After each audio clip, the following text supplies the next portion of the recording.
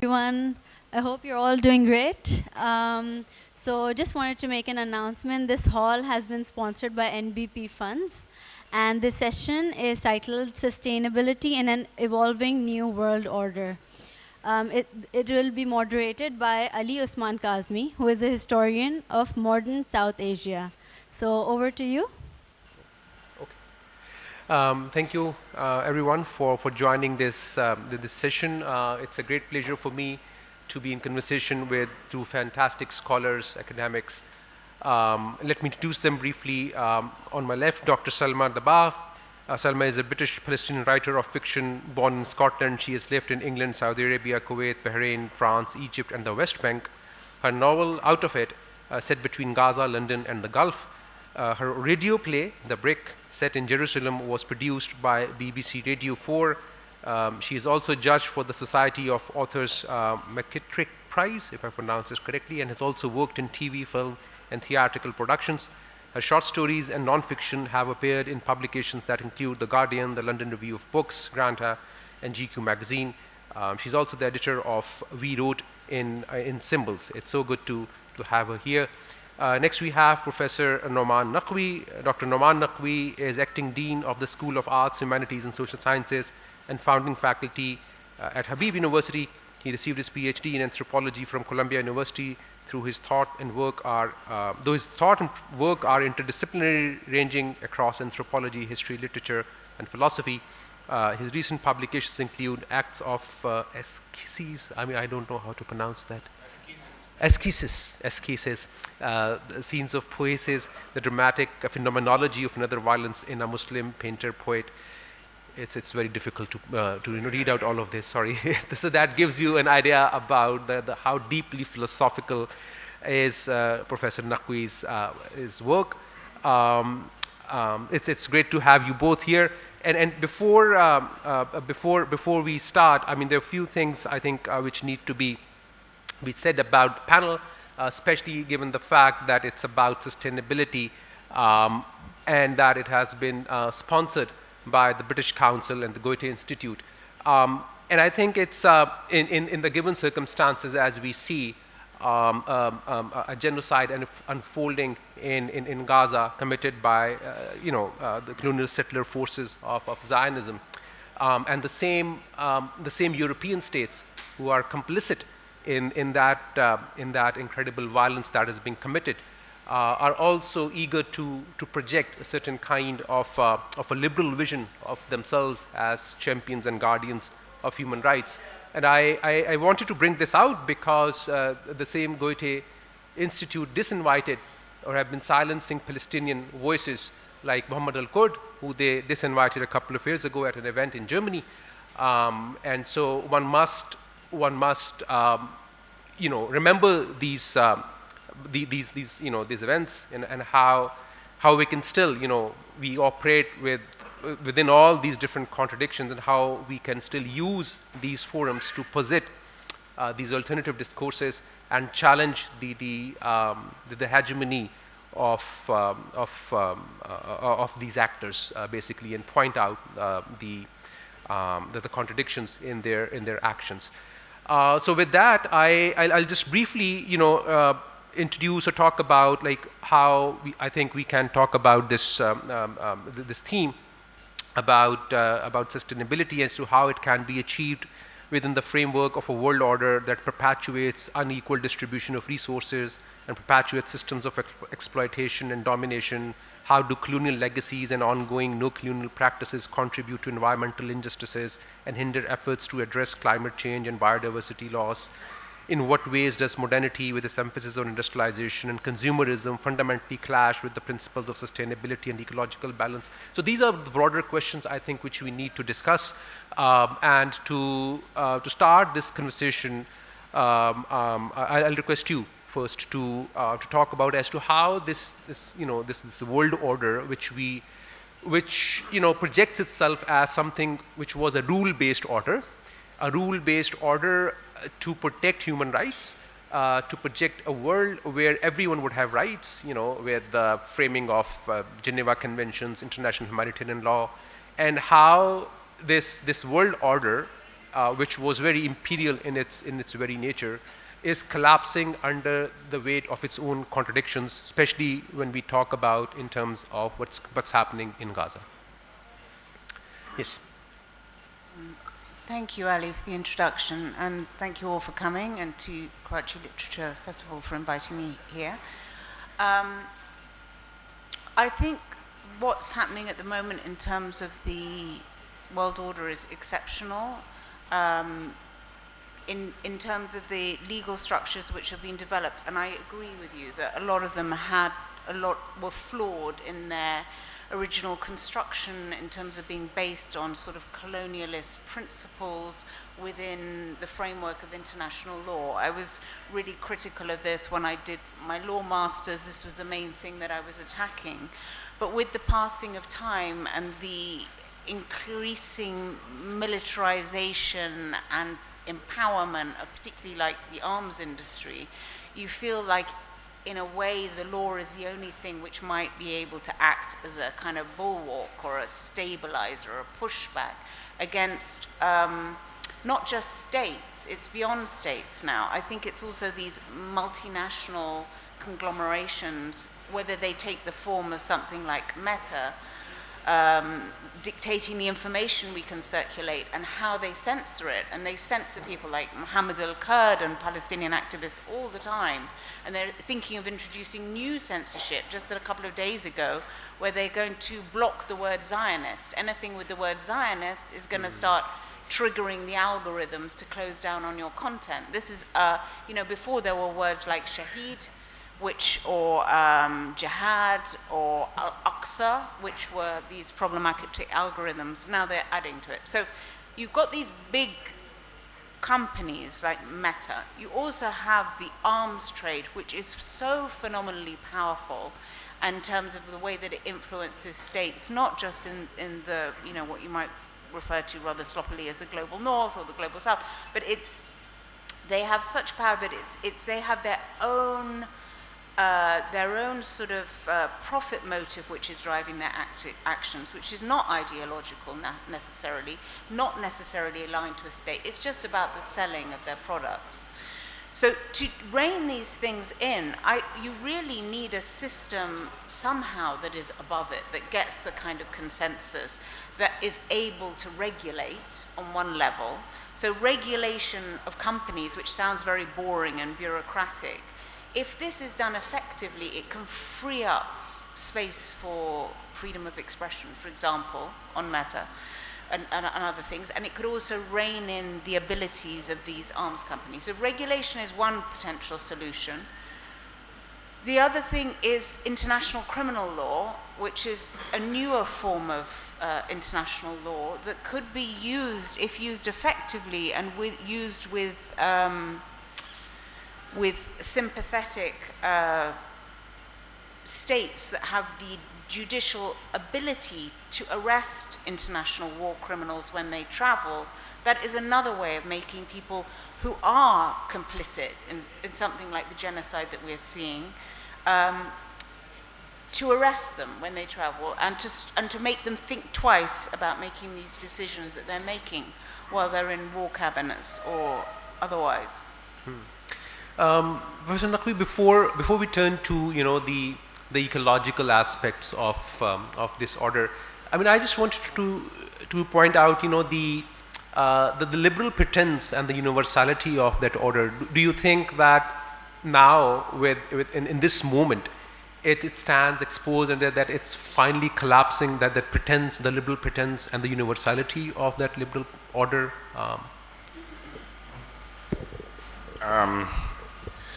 Well, first of all, thank you, whoever was responsible for inviting me on this panel. Was it you? Huh? It wasn't me. I don't know who put the panel together, but whoever it was, I'd like to thank them for organizing this panel and inviting me to it. you know, the question of universalism is quite complicated, and it's complicated because in this modern period, the people who call themselves white, because it was a new kind of ideology in the world, racial ideology, yeah, is modern. You know, these previous empires, yeah, were not racial. They were dynastic empires. Yeah. It's during the period of absolutism, yeah, where you have all of these figures like, starting with Isabella the Great. This is, of course, a later construction, but this is how, during the Enlightenment, Europeans came to understand their own history, constructed their own history. This was an important part. Of course, there's the construction of antiquity, but there's also the construction of their own modernity. Yeah? So, key figures in that construction are these absolutist monarchs, starting with Isabella the Great, Elizabeth the Great. Then you have a whole bunch of others, Frederick the Great, Catherine the Great, Louis the Great, very, very importantly, Louis XIV. Yeah? Why are they all great? You know why they are all great, is because, as Louis XIV, Louis XIV said, I am France. These are the people who constructed European nations. And this was precisely the period in which colonialism was happening. Speaking of this world order, this new world order that was created, that you were just talking about, the legal order. Yeah. It was after Europeans had fought over the course of, really, it's a 30-year war. Yeah? Starts in 1914 and ends in 1945. You should take it all as one unbelievable period, really. I mean, the genocidal wars, which they had, of course, been fighting all over the world, yeah, which they've then fought in Europe. Yeah. So Richard Overy, the best book right now, the best book on the Second World War, yeah, is Richard Overy's book Blood and Ruins, which argues, in fact, that World War II, like we already knew this about World War I, that World War II was very much, in any case, a genocidal war. Yeah. So this universalism, so-called, I mean, universalism is not an invention of modernity. You're telling me, you know, the Buddha was not universalist? For example, I mean, you could just go on and on. I mean, it's just it's part of this extremely narcissistic, a new form of narcissism in the world, historical narcissism, yeah, that we are the best people who have ever lived. What does it take to think such things? How can you think that you are the best people who have ever existed in the world? This is part of modern identity, to think that we are, and we are in fact the worst people who have ever existed in the history of the world. Because we are actually now, speaking of the Anthropocene, yeah, we have now put the future of all species, yeah, why just humans? Don't these other species have a right to exist? Yeah? Just wiping them out every single day. Yeah? It's an apocalypse that is happening. Yeah? So in my own lifetime in this city, yeah, virtually most of the insect population, the bird population that I was familiar with in my childhood has disappeared. Nobody cares. It's as if nothing happened. This is nothing short of an apocalypse. Yeah? And people think that we will not do anything, we will not fundamentally change our form of life. This is what sustainability is all about. Yeah, sustainability is a completely insidious term. Sustain what? This shit? We are going to sustain this? What are we going to sustain? Yeah. So the critique of development school, which is where I come from, yeah, as an anthropologist, post-development. And really in our region, the figure, and I identify myself as one of his followers, Gandhi. Yeah? Gandhi was post-development, critique of development, avant la lettre, well before these terms came into existence. Yeah? He is the foundation. Even today, this is why the fascists who are in power in India today are the very people who murdered Gandhi. And he is still amongst them, the most hated figure. Yeah? Because it stands against this entire fascist global order that is coming into existence, yeah, and of which what is happening in Palestine is an absolutely insane, brutal example. We are all sitting all over the world watching this genocide. They actually told them to go to a place where they said that this is a safe place for you, and then they started butchering them there. I mean, what does it take? Yeah? And then the whole world is sitting there watching, because we have completely, thanks to this progress ideology, yeah, okay, well, as the Americans like to say, if you're going to make an omelette, you got to break some eggs. Yeah? This is essential to modernity. If you're going to make an omelette, you got to break some eggs. Well, that egg is the entire planet now. Yeah? And I mean, it's a white supremacist, this progress, modernity, this supposedly we're supposed to sustain this. Yeah? Progress, modernity is an entirely white supremacist idea. It's totally white supremacist, yeah? Techno-fetishist, nihilist, genocidal, ecocidal. Yeah? क्या कहे आदमी इसके बारे में? Huh? It's the completely destructive. We are hurtling towards extinction now. This is what is happening. Yes, I agree with every single word you have said, and you've spoken so eloquently, and thank you for articulating it so forcefully and philosophically as well. I mean, so I think there are two aspects to this sustainability and the world order debate, which is, one is political, the other is economic. Both are linked. But again, so coming back to the political order, keeping it together, again, the rule-based order, which has been in operation since the Second World War, or even earlier than that, this so-called making of the free world.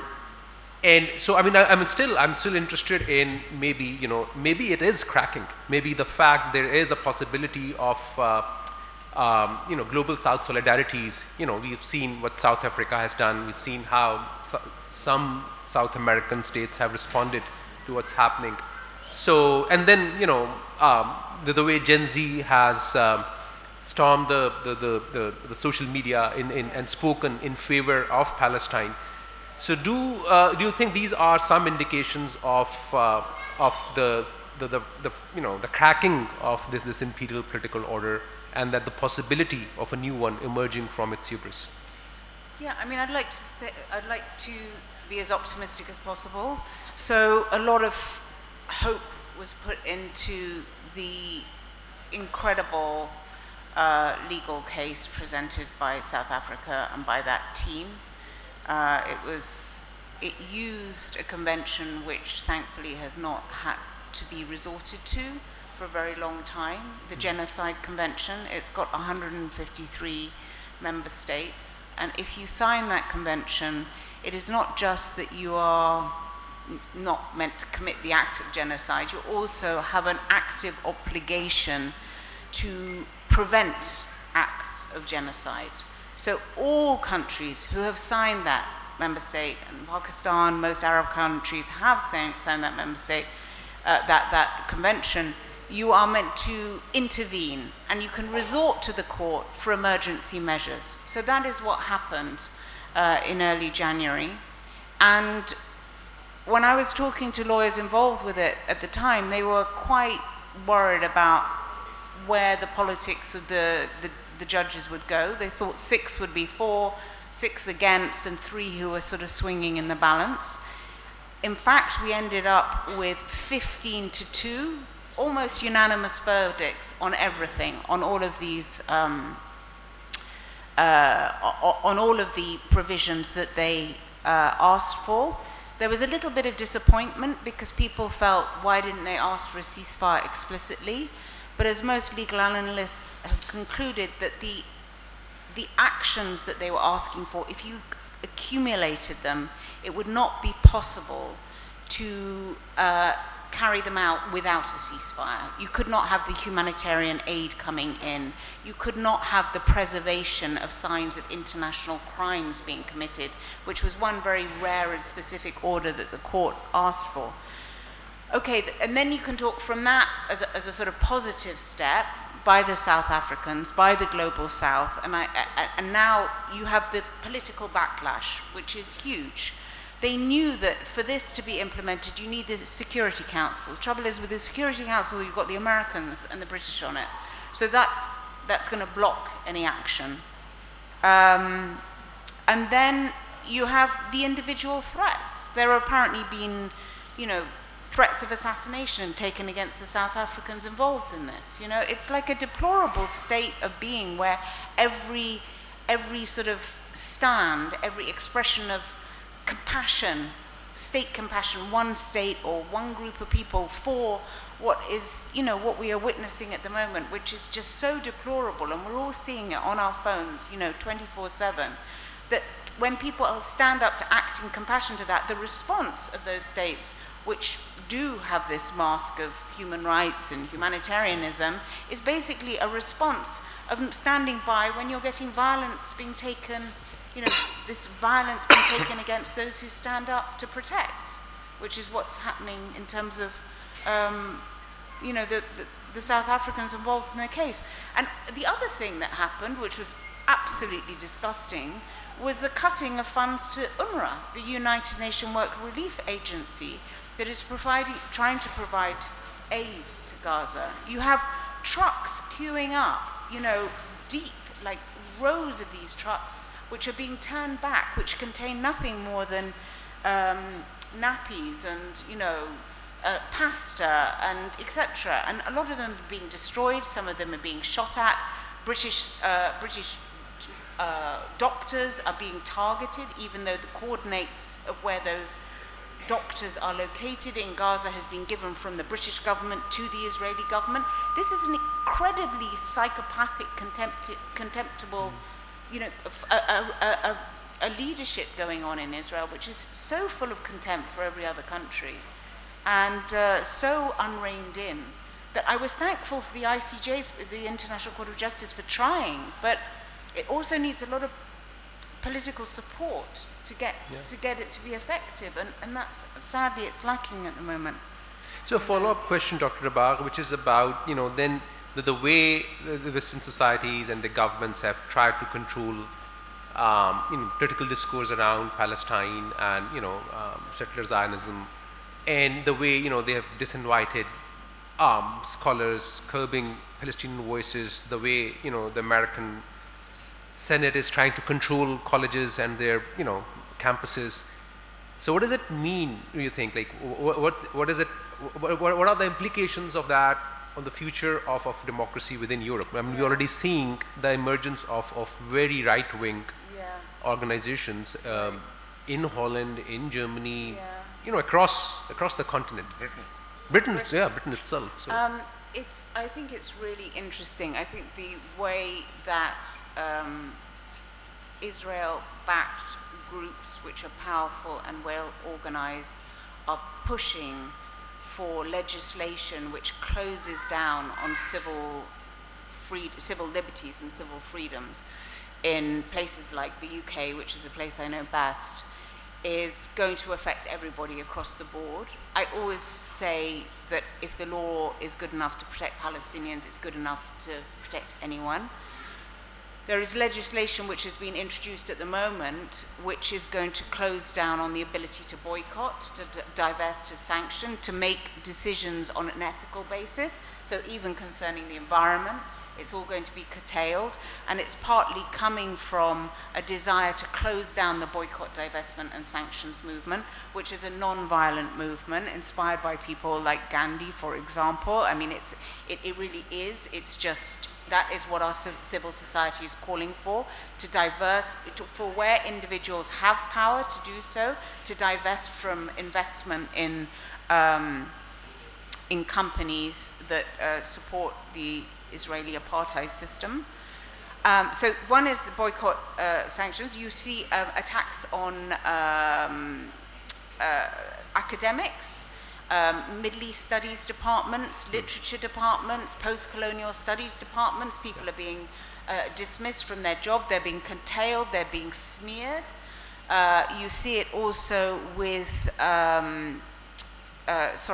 with the IRH, the definition of anti-Semitism, which is the International Holocaust Remembrance Alliance definition, which in its examples directly conflates criticism of Israel with anti-Semitism. So once you've done that, and you've got legislation already on the books saying that anti-Semitism is an offense, you basically close down on all Palestinian scholarship. I mean, I've just got a PhD. Probably if this IRHR definition is introduced more, I would never have been able to have got that. I would not have been able to study the things that I studied. So those are some of the ways. And then also, like in Germany, you see the withdrawing of prizes, you see the disinviting of people, often in a really humiliating way. Like they offer the prize to a great British playwright like Carol Churchill, then they say, oh no, actually we've just found out that you support BDS, so we're not going to give you that prize. So then she ends up with this, not just not the prize, which is one thing, but also the smear of anti-Semitism, which will follow her around. And sometimes these the restrictions, the way that they work on individual artists, is very, it's the chill factor, which you can't really, you don't know whether, a literary festival or a publisher has actually, they don't have to be prohibited. They can just feel, this might be a little bit too uncomfortable for me. So then you start closing down in a different way. It's a sort of, so those are some of the examples I would so, say. Professor Naqvi, then, so we've talked about the political order and its and how it's changing.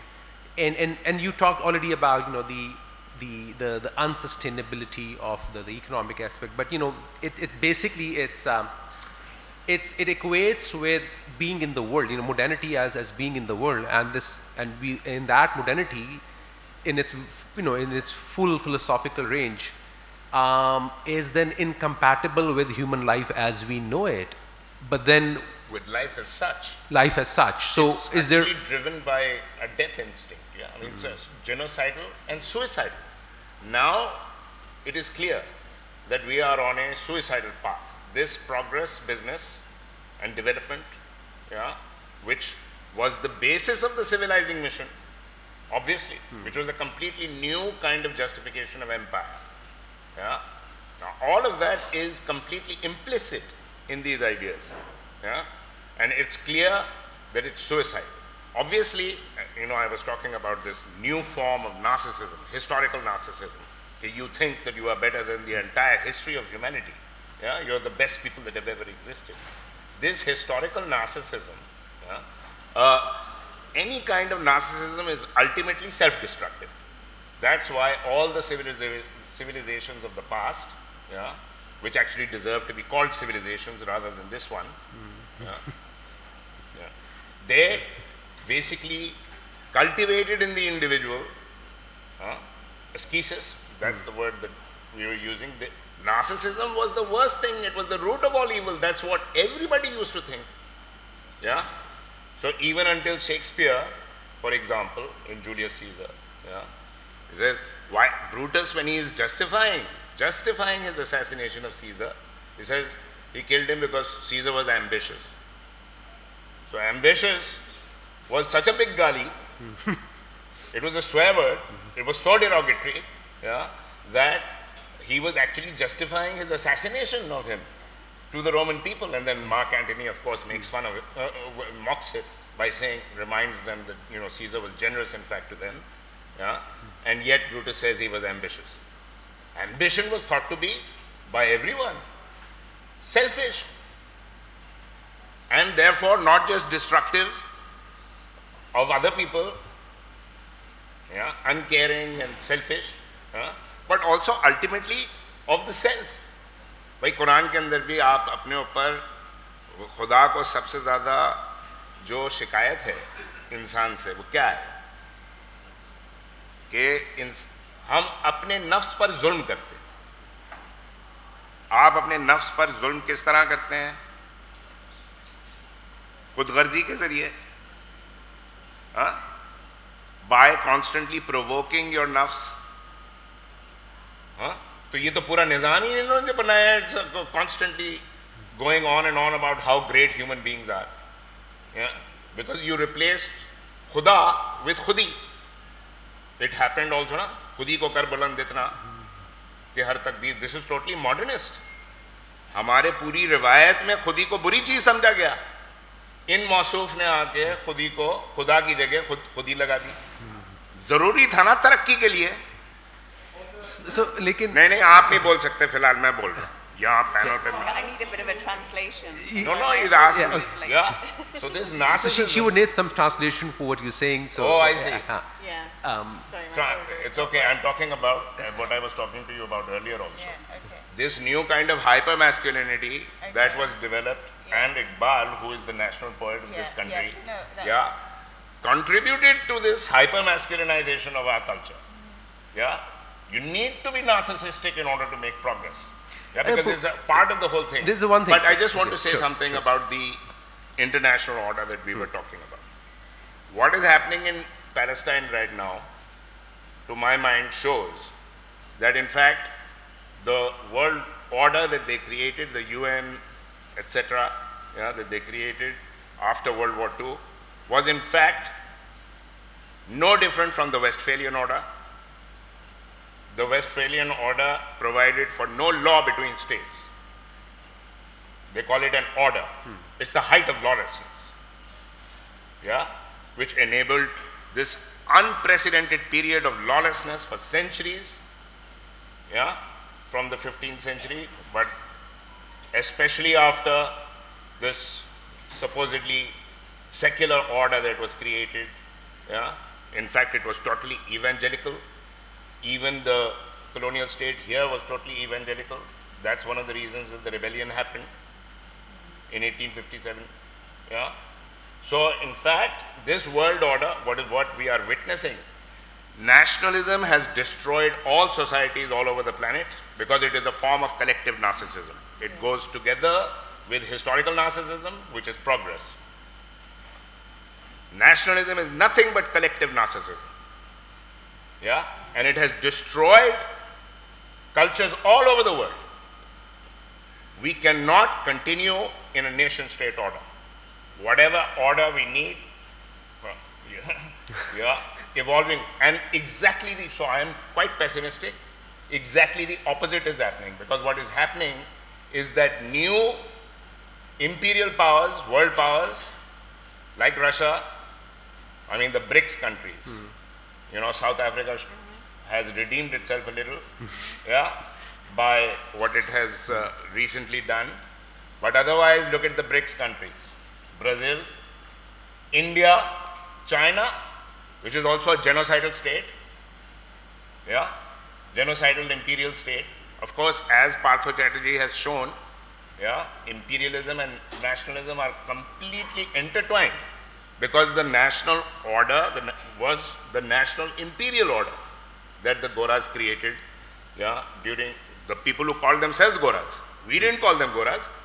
Ye acha hai. First you say, I am Gora, you are Kala. And then when you say Gora, then you say, थप्पड़ मारते हैं कि हमको गोरा क्यों कह रहा है? अरे भाई, जो आप अपने आप को कह रहे हैं वो हम नहीं कहेंगे तो और क्या कहेंगे आपको? Okay, but there is, so for, I think people would like to also, maybe they'll ask that, is there any other way of being in this world? Because we are so accustomed to the idea of, enamored by the idea of modernity and development. So what is the, so human beings have been around for over 300,000 years. Literally all the nation states that exist in the world, almost all of them, first of all, most of them came into existence in the 20th century. The rest of them came into existence in the 19th century, and you'll find a few that came into existence after the Westphalian order. That's the whole business of the absolute state, is creating national societies, national polities, a national state. Initially it was obviously the despot, the absolutist monarch, and then it became the nation state. Yeah, in fact, there were so many continuities between them. And for for the rest of the world, the creation of national states in Europe was hardly a boon. Yeah, throughout the 19th century, there's genocide all over the planet. Yeah, this is how this world came into existence. This is how the world in which we are. It was a pretty bad film. I watched this film yesterday, Donkey, which is this new Shah Rukh film. Yeah, so uske andar wo kya? The rest of the film is pretty.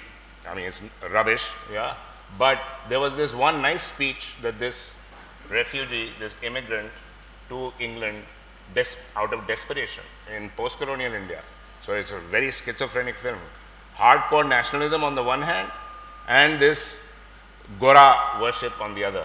The two go together. Yeah. In fact, these nationalists are envious of the Goras. Gora societies are a catastrophe. They know too much and too little about white people and white societies. She said, in that this girl makes a good speech in the film, she said, first they destroyed our societies, that's why we come here to begin with. Yeah, this is what they did in the past couple of centuries. This is why people are fleeing from all over the world, because they destroyed most of the planet. Yeah? I'd just like to ask, in terms of like what you're saying, a lot of it is I'm really persuaded by. I have a little bit of a problem with this Gora and being white and all that. They call themselves Gora. Anyway, but if apart from that, like the next step, like what would you? Would you want like? Are you anti-borders? Would that be like a first step? Absolutely. And is why? it like Samir Amin's delinking? Is that the kind of de-development model that No, you're thinking of? Marxists also are totally enamored. Samir Amin, of course, is a great Marxist from our time period. Marxists are also completely enamored of this progress. They have utter contempt for people who they think are primitive. They belong to some other time period. What does it mean for people to think that some people who live in our time period belong to some other time period? It's a completely genocidal way of looking at human beings. That by rights, they shouldn't be here. People living in forests, yeah, people living on the land, rural people have contempt for them. Yeah, people who live in, and this is one of the reasons that they hate the Palestinians also. Yeah, why are Palestinians? These are the, some of the most peaceful people in the world. They have no ecological impact. Yeah, why are they so despised? And not just by the Israelis, by the Arabs. Why are they so despised? Because they are a rural people. They live simple lives. Yeah. So one last question before we, invite our audience to raise questions. So, it is a catastrophe. But if there is any hope, and for that hope to exist, like how do people come together? How do social movements for environmental justice? Is there a possibility in the first place for that kind of an effective resistance against this imperial order and the economic destruction that it has caused? Is it possible for indigenous groups, communities to come together to forge a powerful sort of like resistance for environmental justice and social rights? What do you think? I tend to think of just like if each person can do as much as they can within their means and ability, that's a starting point. On Palestine we have, I think that the shift to the younger generations in terms of sympathy and support is an important one. I think they're better informed. I think they avoid the mainstream media. I think they're very, and I think that's a source of hope. They're very savvy. They can cut through the bullshit, basically. But there are also some groups which are engaged in direct action in the UK.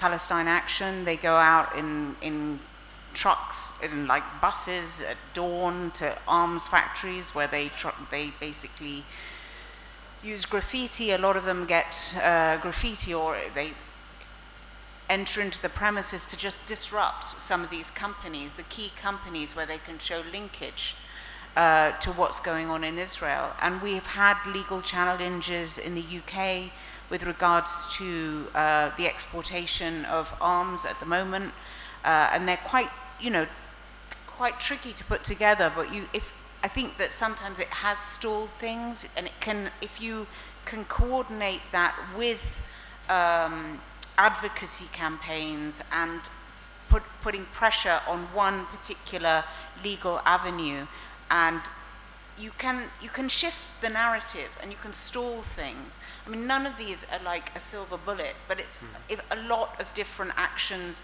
which are growing up organically with loose coordination systems can often be better than one great overarching plan. Yeah, that's... Okay, yeah. Okay. G, we have about 10-15 minutes for questions. G, mic on.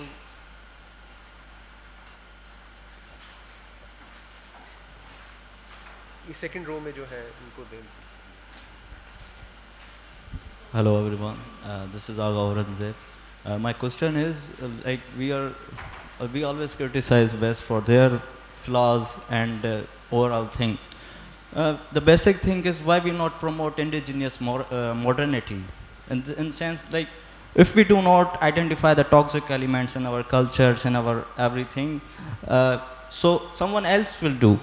And if we do not just look at the things with our own indigenous scholarship, someone else would do this.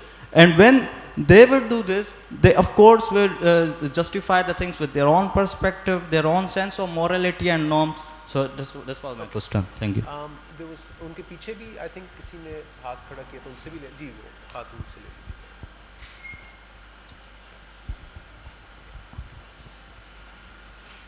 Good morning. I would like to emphasize what this gentleman was really putting up to. I do agree when Dr. Selma spoke about we need more regulations, we need more criminal laws. Well, the question is who's going to do it.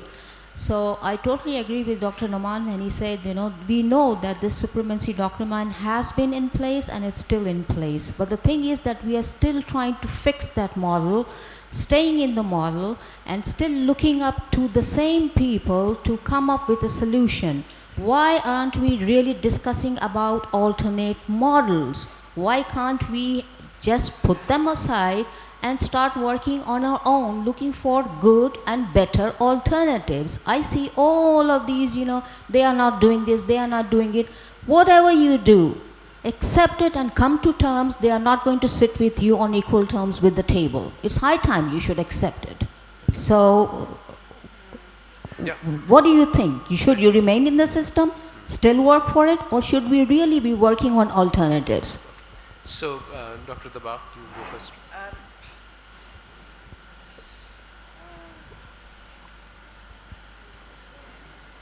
I mean, I guess you can hear from between the two of us, I'm probably more... Sorry, is it on? It's on. It's on? Oh, okay. I think perhaps I'm really rethinking things actually from this conversation. I mean, I tend to work with existing models. That's it's my training. I live in London. I've got a legal background. I'm very embedded to modernity. I'm half white. I guess that also affects me. It's just been where I put my efforts. And I guess that's where I am. I can see that it's a really dysfunctional model. I just keep thinking that maybe you don't throw out like the baby with the bathwater. You don't say the whole thing is useless. You try to find ways of making it more effective. But I can see the need for a new model. I think maybe if you speak to that point. Well, that's the reason to answer this young gentleman's question also, that I started by saying that I am a Gandhian. We do have an alternative model, yeah, and there were both Muslim and Hindu Gandhians. The most famous example, of course, this gem of a man, really a saint, Khan Abdul Ghaffar Khan. Huh? Khan Abdul Ghaffar Khan was in this, what the region that today is Pakistan, the greatest leader, yeah, that this region produced, yeah, without a doubt, yeah, and he was a Gandhian, yeah. What human beings need to do, yeah, is very dramatically reorient themselves to living very simple lives. In fact, most people who are living on this earth will not need to do that because they are already living very simple lives. It is people like us really and people above us who are still a minority on this planet, who need to reorient themselves, yeah, and value something more than all this tishanbazi. Yeah, there should be something more to life than status and being able to dominate others. Yeah, apart from one's narcissistic pleasures, there must be something more to life. Yeah, and that can only happen if you live a simple life. That's something more. Yeah, all of this. So one of the courses that I teach at Habib University, which is part of the Liberal Core program, is called Hikmah. Khairun Kasiran, Quran calls it, which is wisdom. Who talks about wisdom these days? Wisdom is an archaic concept. This is not something that people say, oh, you know, very wise. My friend is, they'll say, my friend is really, really smart. Smartness, chalaki. Yeah, this is what is valued. And what is valued is कि खूब tuition हो आदमी के. Yeah, कि बड़ी सी आपकी गाड़ी है, शानदार सी, बड़ा सा बंगला है. This is what life is all about. Those people are living wrecked lives. Yeah, I mean, in America itself has the highest per capita consumption of all kinds of psychiatric drugs, starting with antidepressants, of course. Everybody now knows about the opiate crisis that happens. Millions of people who are homeless, millions of people. This is the wealthiest society that has ever existed. Millions of people who are in prison. Yeah, it's a complete catastrophe. The United States of America and other European countries are not only a crisis for humanity, in fact, a crisis for this earth. They are a crisis for them. They are a catastrophe for themselves. Just the figures of loneliness in Britain. Yeah, I was just reading the other day. It's a killer disease.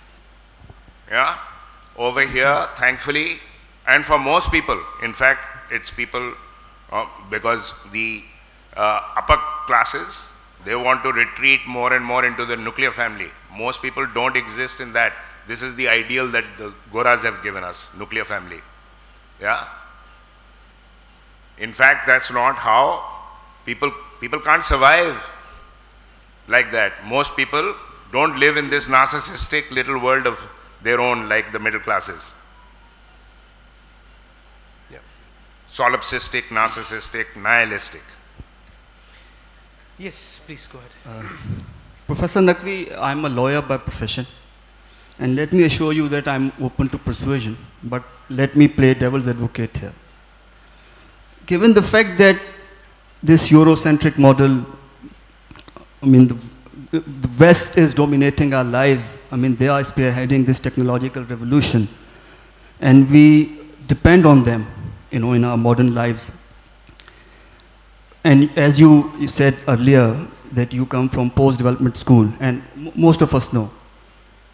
Don't you think that the prescription that your school of thought offers us is idealistic, ambitious, unrealistic? I mean, through assemblage of local cultures and post-colonial, you know, societies, we can find an alternative solution or alternative way of progress. So don't you think that it's too idealistic? I mean, the solution or the theory, you know, propounded by your school of thought, sir. So, you know, one of the things that I do in my teaching when somebody asks a question like that, I ask them, ज़रा मुझे बताइए idealism को उर्दू में क्या कहते हैं?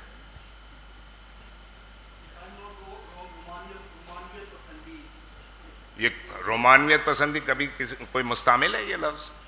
Romanticism नहीं, रोमानियत, that's romanticism. मतलब रोमांटिसिज्म के लिए भी आपने कोई लफ्ज़ इजाद किया ना? These are these modern terms that have been handed to you by Goras. Yeah. So subjectivity, objectivity, 1803, idealism, materialism, these terms, all of them have come into existence in the late 18th and especially in the early 19th century. There are these words only serve to confuse you and alienate you from your own experience. What does it mean, idealism? The material and the ideal are intimately related to each other in human life, and not just in human life.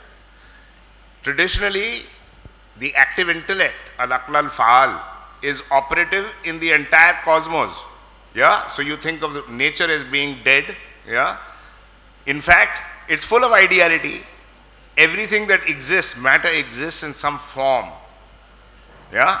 That form, of course, is not reducible to matter or to materiality. Therefore, this whole conceptualization of idealism and materialism as if they are some mutually exclusive categories, they're not. Yeah, they only serve to confuse you. And, you know, Rasulullah ne kaha, this is a hadith, he says, if the hour arrives, if you are planting a tree, and the hour, sa'a, yani qayamat ki ghadi, if it arrives, you should continue planting that tree. Yeah? You shouldn't say, you shouldn't run away. Yeah? So this is what we need to do. Yeah? Simple things like that. We need to return to a much simpler form of life. It's, yes, of course, the West, it's not just the West. What I said was continuously also self-critical, because I'm continuously in everything that I have said, I am constantly criticizing nationalism also. Nationalism is supposed to be us, right?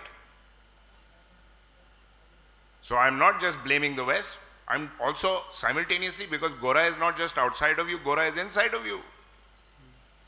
Can I just say... Sure, please go ahead.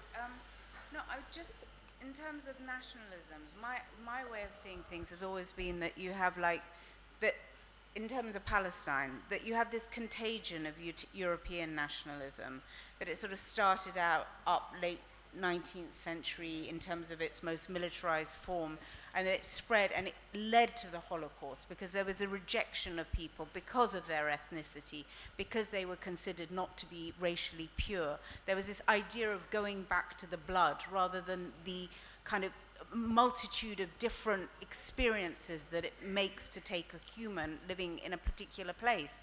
And we're all so mixed up now. We're all coming from different areas, and you know, there is a kind of composite of different cultures and civilizations in all of us at some level. If you go deep enough, we're all very mixed. But this type of ethno-nationalism was saying, no, we want a certain type of purity, and that purity rejected the Jews, it rejected the Gypsies and the Arabs and everyone else, and it led to the Holocaust, which we all know well and good.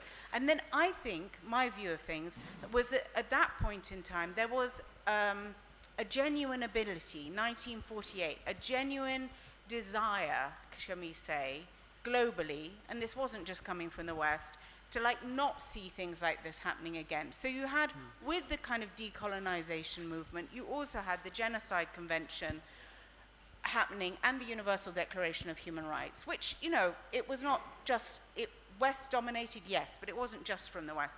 So this happened in 48, but then two other things happened in 48. One, the establishment of apartheid in South Africa, and two, the creation of the State of Israel. So you had two other things going completely against that trend of rejecting European nationalism. And in those two apartheid models, it's been continued in a very virulent form, okay?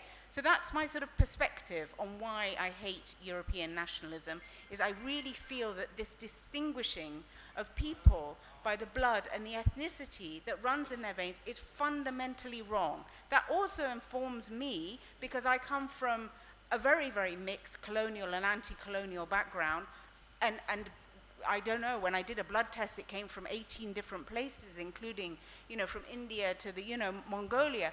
But it's like I have a difficulty with ascribing a whole mindset to a group of people because of where they're geographically located. That's my problem. I kind of, this word term Gora is kind of, I have a little bit of a problem with it. I get where you're situating with it with, but it's, and I also find it's going to be very difficult for us to deconstruct modernity in one fell swoop. We don't all have the option of going back to the land. I mean, I don't know how, I'm trying to think how I could possibly do that in my life. I mean, it's just, it seems like a sort of, I don't know, is it primitive nativism? I get that the West is full of like complexities and dysfunctionality. I totally see that. But it also has some things that we could, so this was my last point. We were talking earlier about the Nahda, which happened in Egypt and the Arab world in the sort of early 20th century. But I think it's this idea of not rejecting all of modernity, but taking it on one's own terms. I like that as a resolution. Is there any other question or yeah, पीछे ले जाए वो जो cap में जो साहब है, हाँ.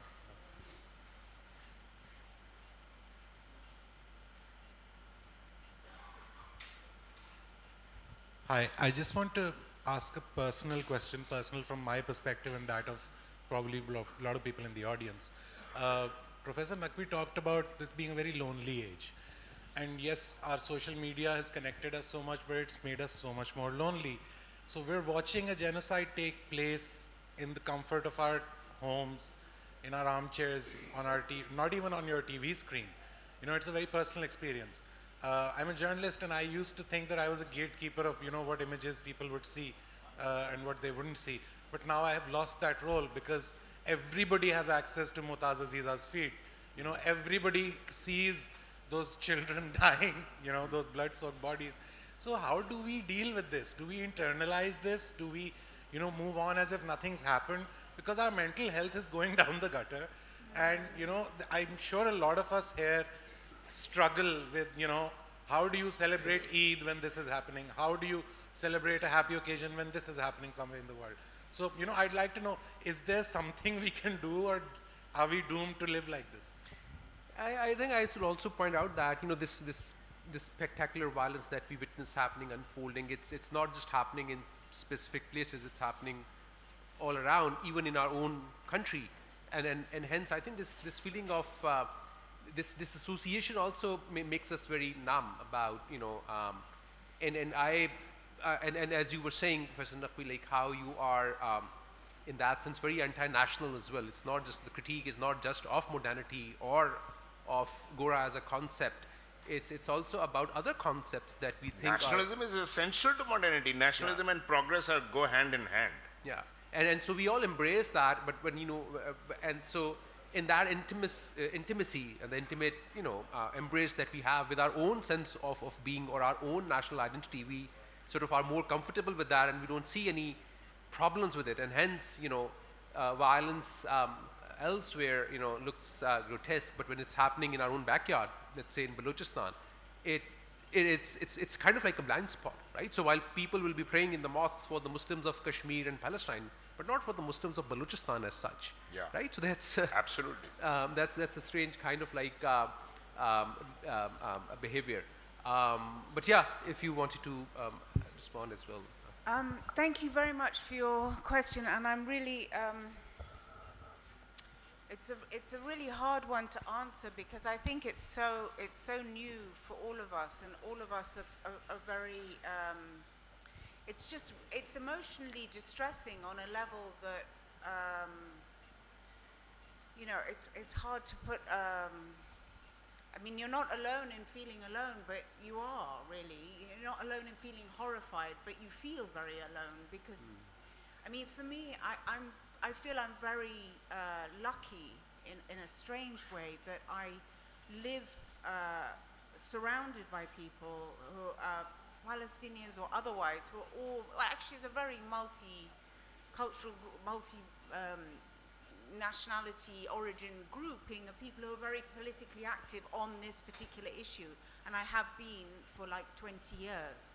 So it's we give each other support, we do things, and that gives us some sort of, I think that it's the feeling of suffering over something and not having any agency to do anything that really is very destructive.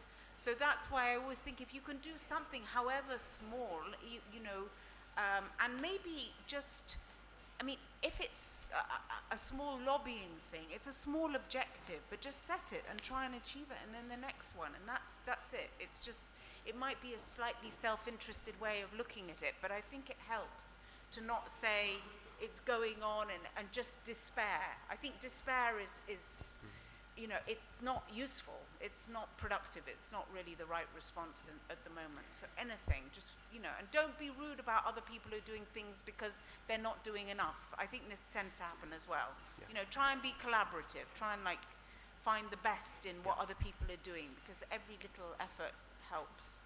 So our time is up. Thank you so much, Dr. Dabbagh, Professor Naqvi. I think it was very, very important to have this discussion, to think, you know, when the old world is dying and the new is struggling to be born. And so it required very, you know, very powerful critique of these ideas, which you both have provided. And I think it gives us a lot for us to think about, reflect on our, you know, and think beyond our comfort zone if this world has to be sustainable, right? Thank you so much.